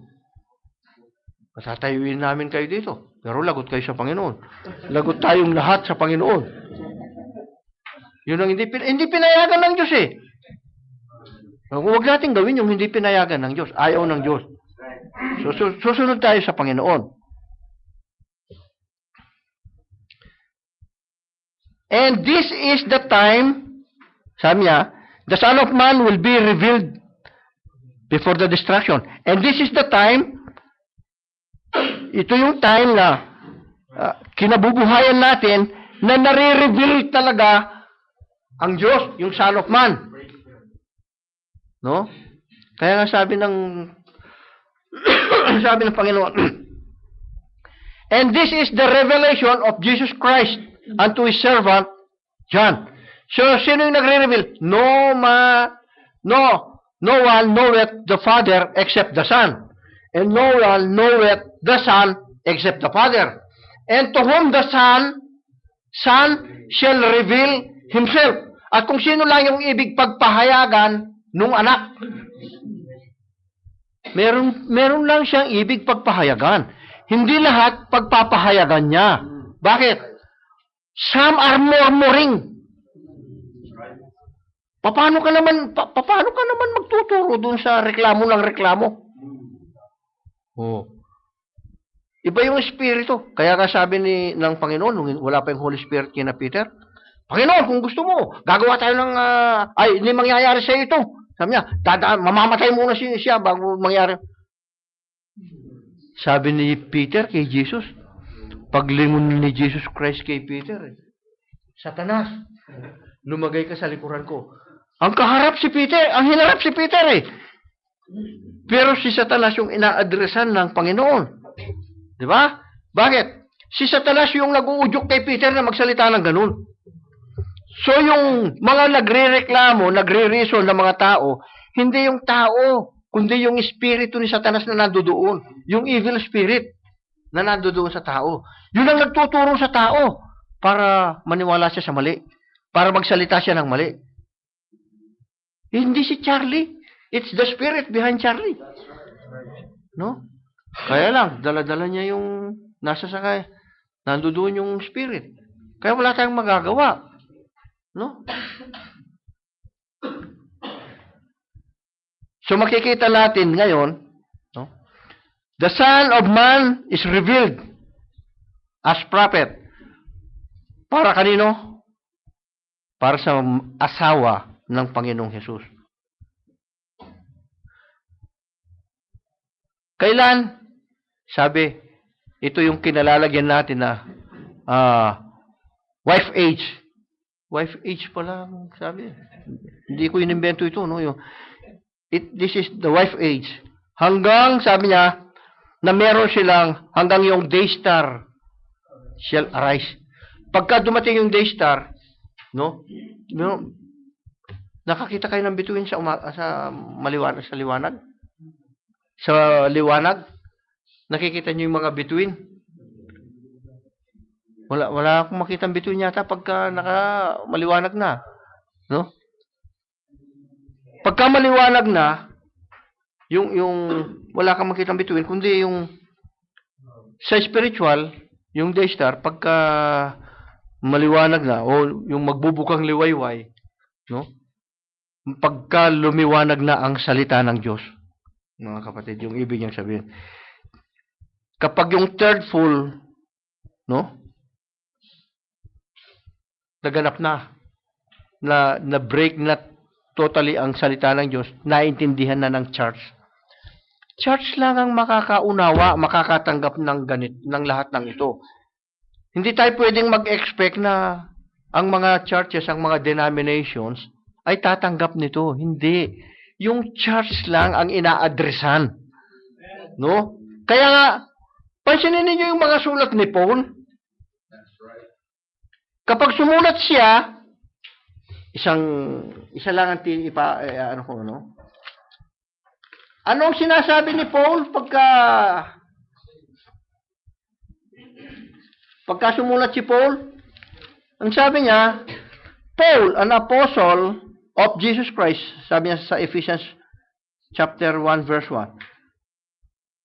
Paul, an apostle of Jesus Christ, by the will of God, to the saints which are at Ephesus, and to the faithful in Christ Jesus. So, ang addressing niya, to the saints. No? Yung address niya, bagamat marami yung nakatira sa Epeso, ang sulat niya naka-address sa mga saints lang. So, nung ibigay yung sulat, nakibasa yung mga hindi naman sinulatan. At nung nabasa ng mga hindi sinulatan, sila ay nakisalo-salo din na gusto maging saint din. Kaya lang, ayaw namang mamuhay ng tulad ng isang saint. No? Yung gusto pa rin nila, ang gusto nilang mangyari. Basta kami, Trinitarian kami. Basta kami, Baptist kami. Basta kami. Hindi naman sila sinulatan. Hindi na, sinabi ba ni Paul na, to the Baptist in Ephesus. Hindi naman ganun yung sinabi. Ang sabi ni Paul, to the saints which are at Ephesus. So yung sulat, naka-address sa saints. Nung buksan ng mga saints, nakibasa-basa rin yung mga hindi saints. Ganito pala, ha? Oh. Gagamitin ngayon sila ni Satanas. Kasi hindi naman sila pinili. Hindi naman sila saints. Naki-saints sila. Pati yung araw, ginawa nilang All Saints Day. Pati yung araw. Tingnan niyo kung gaano kamali yung pinagagawa ng mga tao, no? Isa pa lang yan, ha? Bawat sulatan ni Paul, ganito, to the saints, to the saints, to the saints. So, yung address ng sulat sa mga saints. Hindi sa lahat ng nakatira sa Epeso. Yung mga saints lang sa Epeso, sabi niya. Yung mga saints sa Galatia. Yung mga saints sa Hebrew. Yung mga saints yung saints lang. Yung banal lang. Hindi naman banal. Laseng ko naman, sukarol. Tapos, naki-saints. Nakibasa-basa. Born again na rin ako. Sabi niya. Saan ka nabautismohan? Hindi ko na matandaan kung saan ako nabautismo. Basta inilubog lang ako sa tubig. Hindi maintindihan pa paano naging saint. Tapos sasabihin, kasi ako na lang ang natitirang Nakisabay na rin ako sa kanila. Nakisabay lang, hindi naman niya, kasi nahihiya siyang hindi sumabay na mabautismuhan. Nakisabay-sabay na rin. Oh, born again na ako. Ang pagiging born again, lilitaw ito sa tao. Kahit tayong lahat na nandito, kundi naman natin sinusunod yung sinabi ng Panginoong Hesus, kahit na ilubog ka hindi ka na inilitaw sa tubig. Tapos hindi mo naman sinusunod yung sinabi ni Jesus Christ. Hindi ka born again. Kasi yung pagiging born again, born in the Spirit of God. Nabuhay ka sa Espiritu ng Diyos na ipinanganak ka. Hindi ka naman ipinanganak sa Espiritu ng Diyos. Meron bang Espiritu ng Diyos na nagsasabong, nagsusugal, naglulok? Hindi born again yun. Ibig sabihin, hindi pa na born again. No? Kailangan maganap natin yon para lumitaw yung pagiging born again in the Spirit of God. Oh. Hindi pa rin saint yun. So yung saint, yung pinagsisikapan mo talagang sumunod sa salita ng Diyos, yan ang saint. Hindi ka pa perfect naman, let us go into perfection, pero saint ka kasi pinagsisikapan mo. Eh kung wala ka namang pagsisikap, tapos saint din ako. Paano kang naging saint? Sinong gumawang saint sa'yo? No? Si Pilato? Hindi ganun ang pagiging saint. Itinuturo ng Panginoong Hesus sa atin ito, itinuro sa mga mensahero ang mga bagay na ito, itinuturo sa atin ang mga ito para sa ikatutuwid natin. Hindi parang manakit. Wala tayong intensyon na manakit. Eh kung mananakit ka lang pagmumurahin mo na lang yung tao, mananakit ka pala Mananakit ka pala ng damdamin Ba't ka pa magpipreach dito sa likod ng pulpito? Gusto mo lang palang saktan yung tao. Gusto mo sumama yung loob ng tao. Hindi, kahit na wala ka dito sa likod, pagdating mo sa labas, kahit makita mo lang yung tao, murahin mo. Gusto mong saktan yung loob Hindi ganoon dito. Dito, ikinokorek tayo, itinatama ang mga buhay natin. Kasi, ang gusto ng manggagawa, maging karapat-dapat tayong saint na tawagin. Ang addressing ngayon sa atin, to the saints that are in Doha, Qatar. Yan ang address ngayon. To the saints. Saints ako. Kaya lang pala nagmumura pa kasi ako. Kailangan matanggal yun. No? Kailangan maalis yun. Oh. Magiging saints ka nga. Nasa process kasi yun, no? Para maging saints tayo. So, mga kapatid. So, before the coat up, the wife is ready for the harvest. Magiging handa na ito. It is the complete breaking of the word to perfect the wife. Katulad ng seed. Katulad ng seed, katulad ng wheat. Kailangan dumating sa maturity. Mag-mature yung seed, mahinog. Tayo rin kailangan mahinog tayo para maging handa tayo sa harvest, sa pag-agaw. Yung seed, ganun din. Paano pinahihinog yung seed? Sumisikat yung araw, yung tindi ng sikat ng araw, pahihinugin niya yung wheat, yung seed. Tayo naman, sa tindi ng pangangaral at tindi ng kaunawaan sa salita ng Diyos, mahihinog ka ngayon sa salita ng Diyos. Pag nahinog ka, mape-perfect ka sa salita ng Diyos. Kalakip ka ng salita ng Diyos. Iiwan natin ngayon yung mga maling gawa, maling buhay, maling pananalita. Because you are saint. Mangangaral ngayon, mangungusap ngayon, yung buhay natin sa ibang tao. Kaya sabi ng Biblia, para kayong sulat na binabasa ng mga tao. Pag binabasa ka ng mga tao, para kang Biblia na binabasa ng mga tao, nangangaral ka ngayon. Akala nyo, hindi kayo nangangaral, yung mga babae? Nangangaral yung mga babae. Pag nakita ng iba, ito ang tunay na born again. Sabi niya. Nakita nila ngayon yung pagiging tunay na born again. At ang pagiging born again, kailangan may pananampalataya. No? Hindi yung, mabait naman ako Hindi naman ako Hindi kinuha ng Panginoon sa baitan. No? Gusto ng Diyos, maniwala ka muna sa Kanya, sumunod ka, then maging mabait ka talaga. Hindi masama yung mabait. Pero hindi yung kabaitan ang basihan ng Diyos para kunin niya yung tao. Maraming mababait na tao na hindi kukunin. No? Ang gusto ng Diyos, ma-born again tayo in the Spirit of God. Kasi, and without the shedding of the blood of Jesus Christ, paano kang nahugasan? Sa blood of Jesus Christ? Di mo siya tinanggap? Wala kang declaration, wala kang pagtanggap na tinatanggap kita, Panginoong Jesus. Yung nanliligaw nga buti pa nga yung nanliligaw, sinagot. No? I love you. Mula nung makita kita, hindi ka na naalis sa isip ko at nailagay ka sa puso ko. Kaya pag hindi kita nakikita, lagi. So, maraming mga pananalita na para mapasagot yung nililigawan. Di ba? Ang Panginoong Jesus, ganun din Nililigawan tayo ng salita niya. Si Jesus Christ itong salita.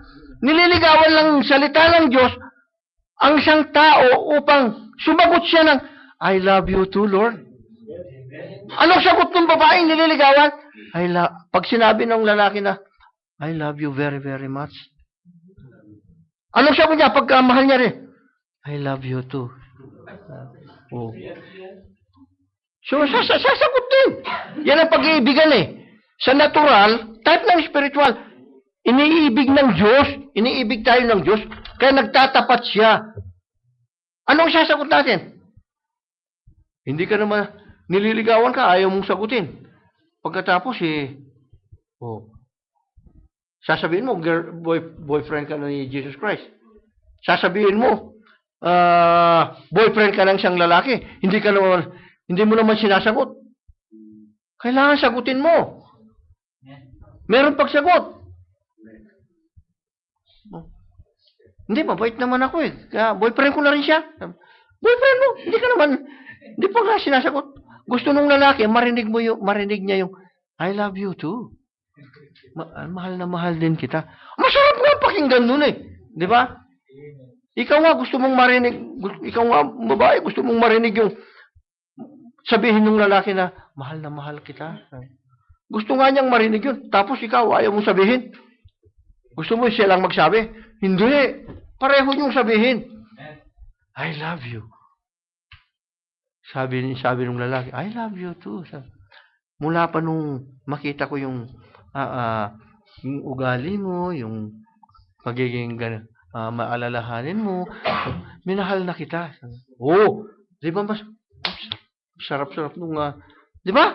Yung pinakamasarap sa isang tao, sa isang lalaki, at sa isang babae, no? Yung dumating na siya doon sa adolescence na marunong na siyang makras, marunong na siyang manligaw. Yan ang pinakamasarap sa buhay ng isang tao, di ba? Pinakamahirap nga dyan yung nandoon na sa edad na palubog na yung araw. Yan ang pinakamahirap. Merong arthritis, merong high blood, merong taas ng sugar. Ang daming tumataas, no? Yun ang mahirap na. No? Pero, mahirap man yun. Pero kung kayong mag-asawa, nandoon kayo doon sa, nagsasabi pa rin na, I love you very, very much. Masarap pa rin pakinggan. Di ba? So, anong pinakamasarap sa Biblia? Yung pag-ibig. Kaya gusto ng Panginoon, magkaroon tayo ng pag-iibigan, pagmamahalan. Sasabihin mo ngayon sa asawa mo, Han, sweetheart, di ba dapat hindi natin gawin yung gano'n na gano'n yung, di ba mali yun? Nga no. Kayong mag-asawa ngayon, nag-uusap kayo. Wag natin gawin yun, mali pala yun. Itinutuwid yung mali, di ba? Hindi yung, ikaw naman, masaya! Parang yung leon at saka yung, bakbakan ng bakbakan. Kung may masinggan yung isa, may masinggan din yung isa. Alam niyo, walang magiging katahimikan pag ganun. Ang Diyos ay Diyos ng kaayusan. Kaya dapat, sabi ng Panginoon, gusto niya maging maayos tayong lahat. Kaya yung mga mensahe niya, inaayos tayo. No? Unang-una, sa mga mali nating nakagisnan na mga katuruan na itinuro ng tao ito eh. Gusto niya, iayos niya tayo doon. Mailagay tayo sa tama. Para yung isang bahayan natin, magkakaroon ng kaayusan. No? Yung lalaki, gagampanan niya yung katungkulan niya bilang lalaki. Yung babae naman, gagampanan niya yung katungkulan niya bilang babae. O sabi ng Biblia, yung babae magpasakop sa lalaki. O hindi ka ngayon, hindi lalampas ngayon doon sa mga boundary na doon ka lang. O mananatili yung kaayusan sa isang sangbahayan. Mananatili ang pagmamahalan sa isang sangbahayan. Walang awayan. No? Magiging maayos. Ay, ito yung aking. Tatawagin mo ba naman, sabi ng ating kapatid, tatawagin mo ba naman na, this is my house, this is my house. Tapos, yung nando doon sa house, hindi, sabi niya, iba yung nakatira doon sa house. Sabi niya, kailangan mabago. No, mga kapatid. Gusto tayong ipagmalaki ng Diyos. Kaya itinulad tayo doon sa isang bungkus na sabi niya, armful of sheep or corn. Sabi niya, armful of corn sheep. No? Tied after reaping. Sabi niya. Tapos sabi niya, anong sabi niya? Iwawagay daw niya ito. Alam niyo, pagka, kahit na gaganyan ka lang doon sa kumukuha ka ng atensyon para malaman nila eh. No? Gusto tayong ipagmalaki ng Diyos. No? Alam ka naman na kahit na nga yung ilaw eh, hindi inilalagay doon sa ilalim eh. Inilalagay yung ilaw sa itaas para mailawan ang lahat. No? Gusto ng Diyos, itaas niya tayo, iwagayway niya tayo. Para makita nila na ito ang pinili ko. Ito ang dadalhin ko dun sa langit. Sabi niya. So this message will take the wife to full maturity. No? Sa word. Magiging mature tayo sa word. Sa salita ng Diyos. It has turned back again to full power, sabi niya. Ibabalik niya yung full power ng Diyos sa church. Tapos, and being waved over the people with same signs and wonders that Jesus did way back there, sabi niya. And he said, sabi sa John chapter 14, because I live, ye shall live also. At yung mga ginawa ko, gagawin din ninyo. Yun yung gusto ng Panginoon sa atin. Para makita ng tao na nasa sa atin si Jesus. Yung ginawa ko, sabi niya, gagawin din ninyo. At higit pang mga dakilang gawa sa mga ginawa ko. Yun kasi yung magiging ebidensya na nasa sa atin si Jesus. Sabi niya, gagawin ninyo yung mga ginawa ko. Alin yun? Sabi niya. And yun ang magiging patunay niya. Yung quickening power, sabi niya, ay nasa sa atin.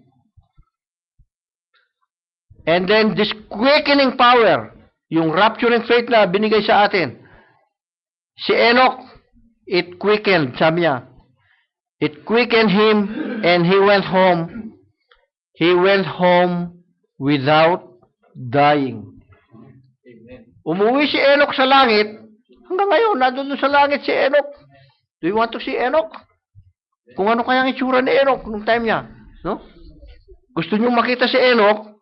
Just be there. Sabi nga so. Kailangan, pupunta ka ng langit para makita mo si Enoch. Si Enoch pa lang yun, ha? And it struck Elijah, quickened him, till he went home without dying. Si Elijah, no?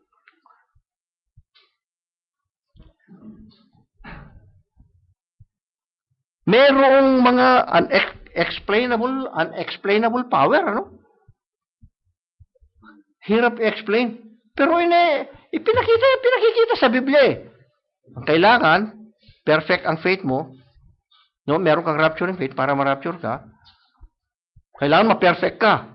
Maging holy ka. Kasi ang Diyos ganun. Ang Diyos ay nasa langit. Para mapuntahan mo yung Diyos, kailangan maging holy ka, maging perfect ka. Kaya nire-require ng Diyos ito. Para makapunta ka, magkaroon ka ng access papuntang langit. Kasi kung hindi ka magiging holy, hindi ka mape-perfect, wala kang access sa langit. Wala kang dadaanan. No? Yun lang ang mabibigyan ng daan. Yung magiging holy at perfect.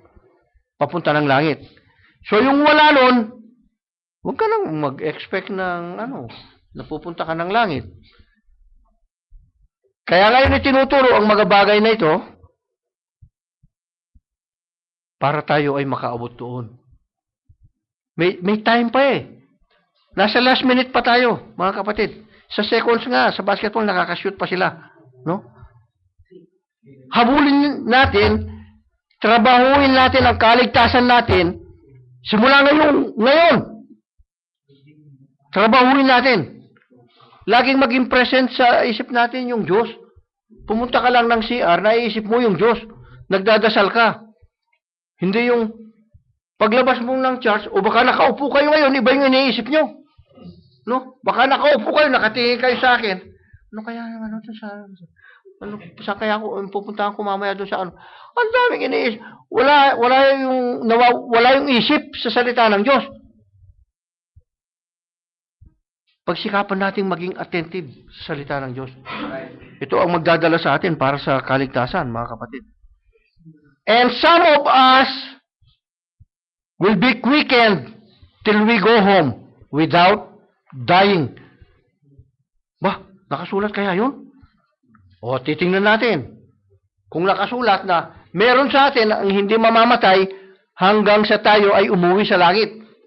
Uuwi tayo sa langit. Matthew 16:28, no? Tapos Ephesians Thessalonian. Ibig ko lang basahin ito para tumanim sa puso natin na meron sa atin na hindi mamamatay hanggang sa tayo ay umuwi sa langit. O, ito. Sabi, verily I say unto you, there be some standing here which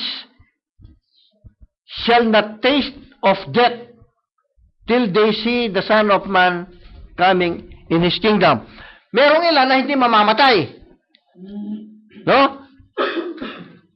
Pagdating dito, isang verse lang, ang basahin natin dito sa 1 Thessalonians chapter 4 verse 17. Ganito ka-confident si Paul, ang sumulat na to the saints in Ephesus, to the saints in Galatia, to the saints in Corinth.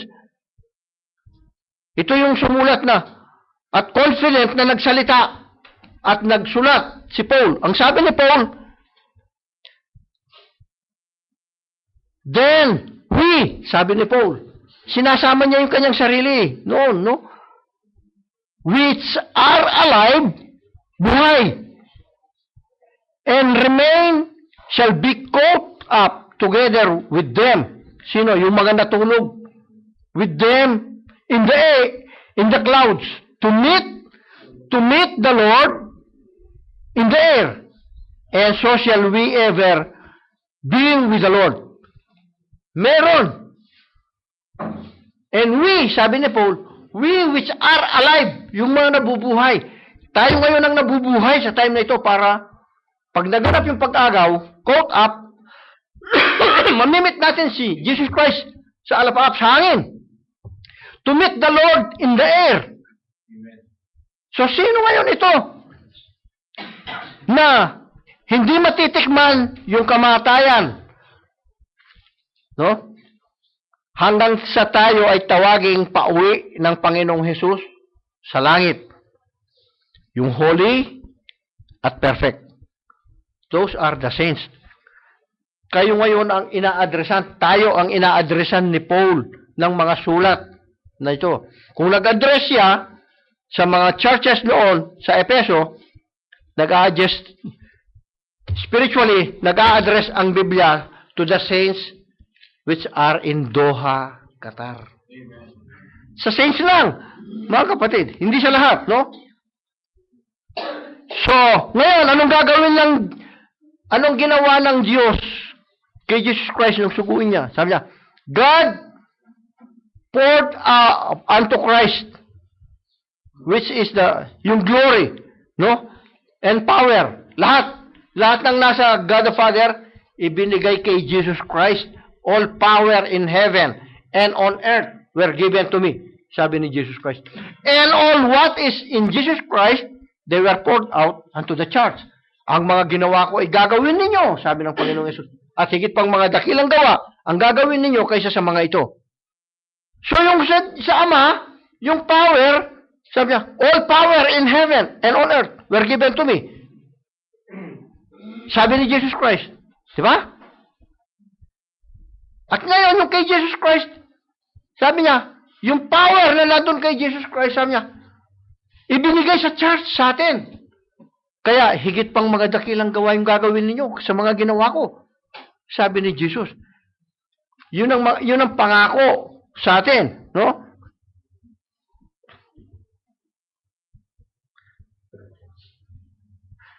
Para bang yung type ng kay, tingnan nyo kung gaano rin yung perseverance ni Elisha nung sumasama siya kay Elijah.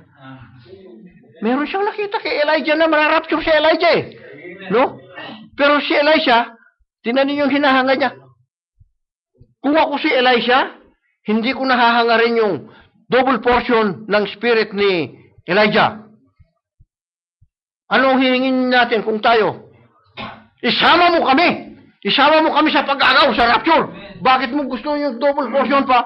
Sumama ka na sa rapture. Kaya lang hiningi niya, double portion. Maiiwan ka. Double portion eh. Hiningi mo yung double portion. Mabuti pang hiningi mo, marapture ka na rin. Kapareho niya. Di ba? Eh kung hiningi niya yung, Elijah, kung mararapture ka, isama mo ako, huwag mo akong iiwan dito. Hindi nga siya nagpaiwan doon sa pupunta siya ng Bethel. Sabi niya, maiwan ka dito. Sabi niya, pupunta ako ng Bethel. Inutusan, buhay ng Panginoon. Sabi niya, hindi kita iiwan. Hindi kita iiwan. Bah, desidido talaga si Elisha. Pupunta ako ng, Jericho? Saan ba yung mga pinuntahan? Tatlong pinuntahan niya eh. Sa Bethel yung isa. Hindi kita, buhay ng Panginoon. Sabi, hindi kita iiwan. Hindi siya nagpaiwan. O sige, sabi niya, anong gusto mo? Yung makaiba ng double portion ng yung diwa niya, yung spirit niya. O pag nakita mong nangyayari, yung gagawin ng Diyos sa kanya, na iniangat siya, no? Naihagis yung balabal.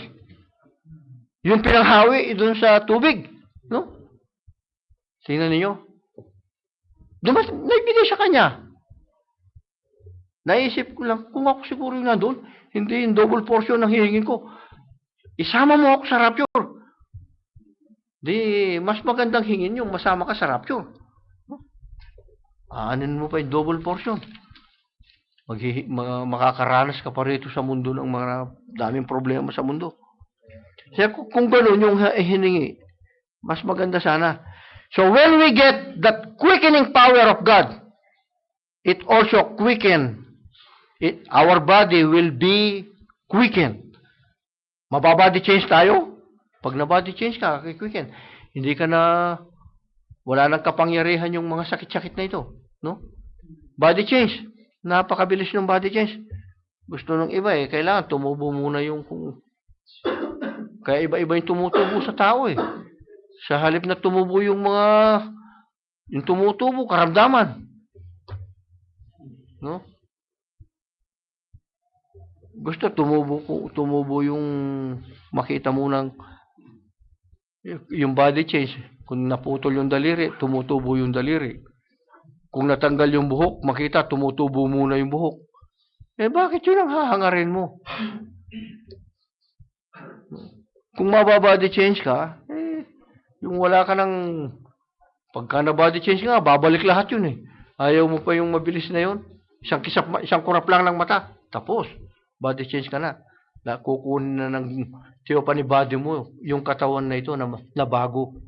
Wala nang kamatayan. Ito, hindi na nagkakasakit, hindi na problema, hindi na namamatay.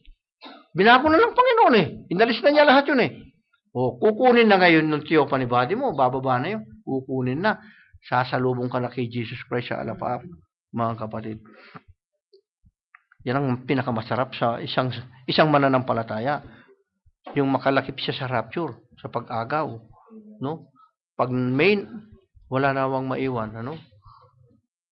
Wala nawang maiwan isa man sa atin. Sabi ko, ilan lang kami.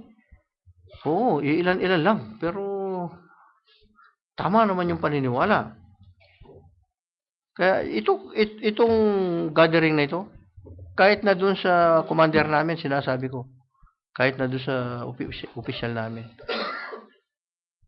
kakaunti nga lang kami. Siguro mga 30 lang kami, pero naniniwala kami na tama, iisa lang yung Diyos namin. O, tuwang-tuwa sila. Iisa lang yung Diyos natin.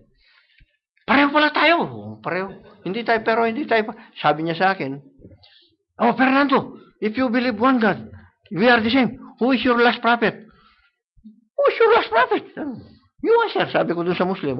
Si propeta, sabi nung isang Muslim, bahala kayo. Hindi ko siya sinagot. Oo. Bakit mo sasagutin yung mga gano'n? No? Hindi ka na kailangan makipag-ano na gano'n. Basta yung paniniwala mo, one God.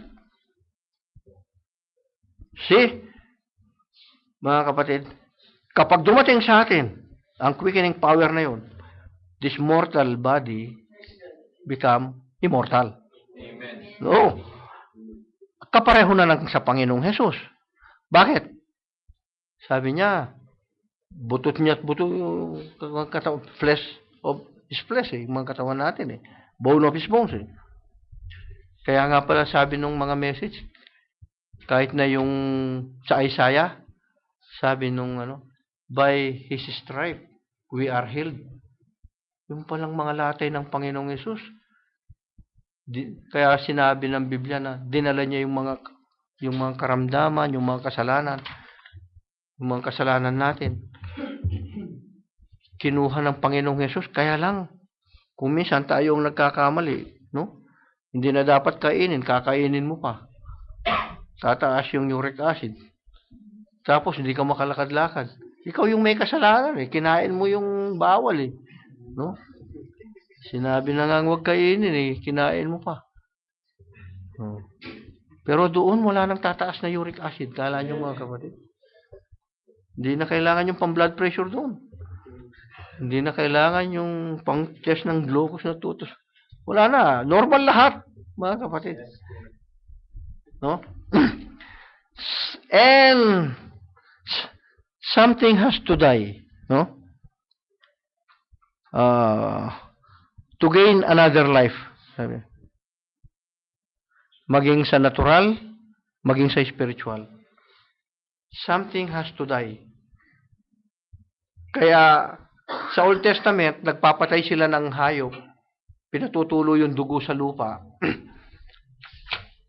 Kailangan merong mamatay at tumulo yung dugo ng hayop para matakpan yung kasalanan, manatiling buhay. Kasi pagtingin ng Diyos sa isang tao na nagkasala, nakatakip yung dugo ng hayop. No? Kaya napaka-importante, no? Na yung dugo ng hayop na ito ang nagtatakip ng kasalanan ng tao sa Old Testament. Ngayon, para manatili naman tayong buhay, something has to die. Sa natural. So, kailangan may mamatay na hayop, may mamatay na isda.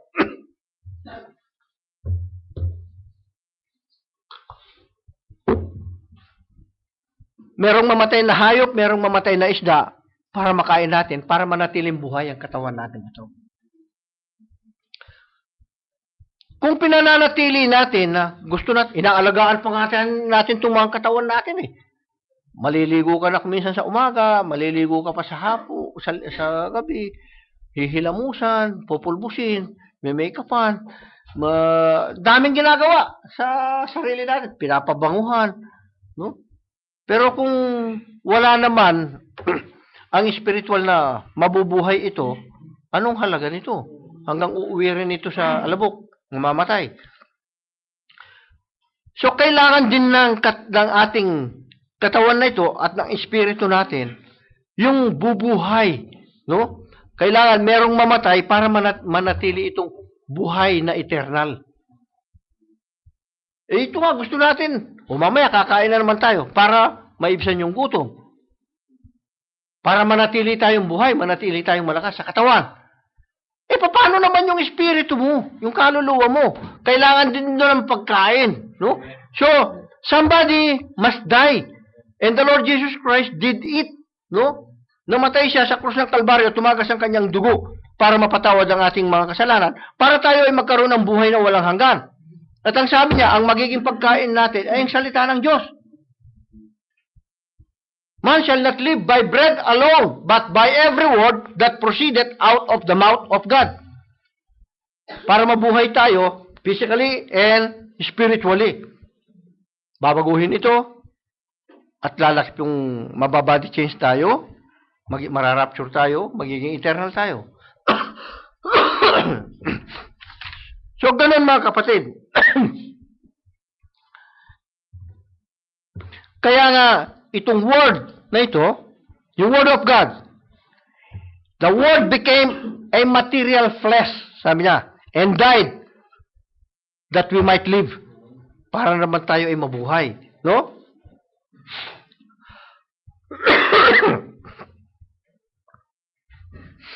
Tapos sabi, and there is no church or other thing of this world can save us but God through His word. Walang makapagliligtas na church sa buong mundo. Walang walang makapagliligtas na tao sa mundo maliban ang Diyos at ang salita ng Diyos.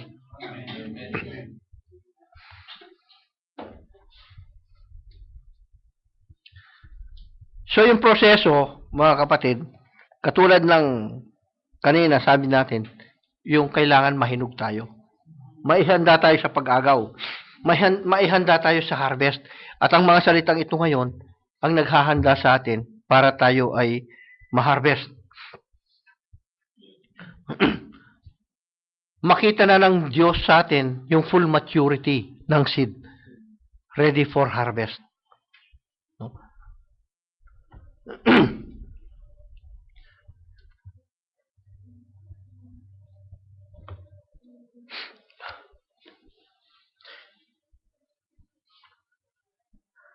Ito ngayon ang time na maaring yung capstone ay bumaba para yung pyramid magkaroon na ng cap, mga kapatid. The message being presented is a message that is giving rapturing faith. Magkaroon tayo ng rapturing faith. Na-open na ang 7 thunders. Na-open ang mga seals. Ewan ko kung lubos na naiintindihan ng marami at kung hindi naiintindihan, pag-aralan natin. No, magtanong kayo. Ang message ngayon, hindi pwedeng i-message yung message ni Noah, nalulubog yung mundo. Hindi po pwede yung message ni Luther, hindi po pwede yung message ni Wesley, na yun ang mga i-message para magkaroon ng rapturing faith. No? Hindi na yun. Ang message ngayon ay ang dumating sa atin. Ang yung the full breaking of the world para magkaroon tayo ng rapturing faith. Kasama dyan yung serpent seed, 7 seals, 7 thunders. Makikilala yung 7th angel messenger ng Revelation 10 at Malakay 4. Perfect ang message, mga kapatid. We are in the last days. Alam nating lahat ito. Kaya kung naiturn ang mga puso natin sa ating mga magulang, no? At reveal ang mga ito, the Seven Thunders message, alam mo kung saan ka nakatayo sa oras na ito.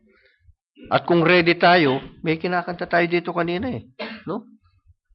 May kinakanta tayo, merong yung pilot, sabi. Yung pilot ang Panginoong Hesus. Aba kung merong quote up, to meet the Lord in the air. So, lilipad ka. Lilipad ka. Kung lilipad ka, huwag niyong hayaan na magkakaroon ng interference. O merong pipigil. No? Kung minsan ang pumipigil, mahal mo pa eh. Minsan magulang mo eh. Minsan kapatid mo eh. Ayaw ka eh. Ayaw na nga pumasok dun sa langit. Pati ikaw, ayaw pa rin nilang pumasok. Yan ang malakas makapigil eh. Kung minsan, girlfriend. Pag umalis ka dyan, break na tayo. Hindi break. Bakit? Kung gusto mong pumunta ng langit, ayaw niyang pumunta ng langit. Mag-iba kayo ng flight. Siya papunta pababa, ikaw papunta ng taas. Diba, ang flight niya, papunta ng impyerno at papunta ng langit. Katulad ba ng mga sa eroplano? Pagka lilipad na, sabi ng mga stewardess, tsaka ng piloto, fasten your seatbelt. Kailangan nakatali ka ngayon. Meron kang girdle nung salita ng Diyos.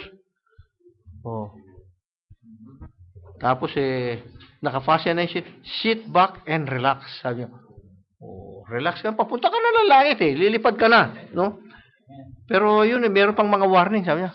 Kung meron kayong mga electronic items, sabi niya, meron kayong laptop, meron kayong mobile, sabi niya, switch off kasi nagkakaroon ng interference sa communication ng piloto at saka nung sa tower, humihingi ng clearance para makalipad na. Clearance na. Humihingi ng clearance. Tapos, nangiistorbo yung tutut, tutut. Sabi, naku. Hoy, may message ako. Naku, naantala yung yung paghingi ng clearance ng piloto. Kasi sumigaw yung yung mobile. So, alisin natin lahat nito. No? Maging ready tayo sa pag-agaw, mga kapatid. Separate ourselves. Anything that pertains to the world. Abstain from all the appearance of evil. Don't look back like the wife of Lot. Huwag kayong lumingon sa mga maling pinanggalingan natin. Let no man deceive you by his creeds. Huwag niyong hayaan na madaya tayo ng kahit sino. No? Mag-relax lang kayo. Manampalataya tayo sa paglilingkod sa Panginoon. Nasa salita ka ng Diyos. No? Listen to the instruction of Jesus Christ. Don't listen to the lying spirits. No? Mga lying spirit na nagtuturo ng mga mali. At kung meron tayong napag-aralan o meron kayong narinig na parang hindi nyo naintindihan o mali, we brought out, pag-usapan natin mamaya. So praise God. God bless you. Last minute workers. No? Pagpalain kayo ng Diyos, mga kapatid na co-laborers of God. No? Mga kamanggagawa ng Diyos, pagpalain kayong lahat. Pwede bang magsitayo tayo, mga kapatid? At si Brother Julius ang magko-closing prayer. Samahan niyo ako sa pagpapasalamat sa Panginoon. Praise God. Hallelujah, Lord God. Hallelujah.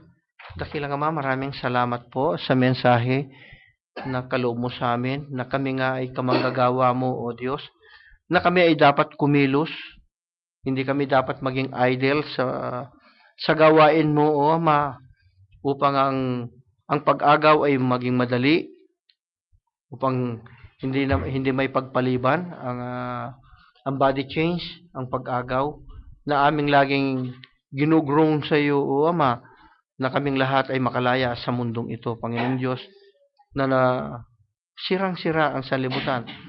Maraming kaguluhan, maraming patayan, maraming nakawan, maraming hindi pagkakasundo sa sanlibutan na ito. Subalit, O Ama, kung kami ay dadalhin mo sa iyong piling sa langit, maging ang hindi pagkakasundo ng mga tao sa paniniwala, ay iiwan namin ito, Panginoong Diyos. Sasama kami makikipagkasundo sa iyo, kami sasagot ng I love you too, Lord. Salamat, O Diyos, sa paggamit mo sa iyong maliit na lingkod, sa mga kapatid namin na ginamit mo mula sa simula ng gawain. I-bless mo kaming lahat, mga kapatid ko pong naririto, na nagsipakinig ng iyong mga banal na salita. Pagpalain mo sila, itimo mo ng malalim, itanim mo sa puso nila ang mga napag-aralan namin upang kami ay maging handa, karapat-dapat na sulatan na to the saints in Doha. Salamat, O Diyos, pagpalain mo pong mga kapatid ko, na dadalhin naming lahat ang mga banal mong salitang ito, saan man kami pumunta, O Ama. Thank you, Lord God, sa iyo pong lahat ng papuri, karangalan, kalwalhatian at kadakilaan, O Ama. Ito po ang aming mga samot dalangin sa iyo, sa pangalan ng aming Panginoong Jesus. Amen. God bless you, brothers and sisters.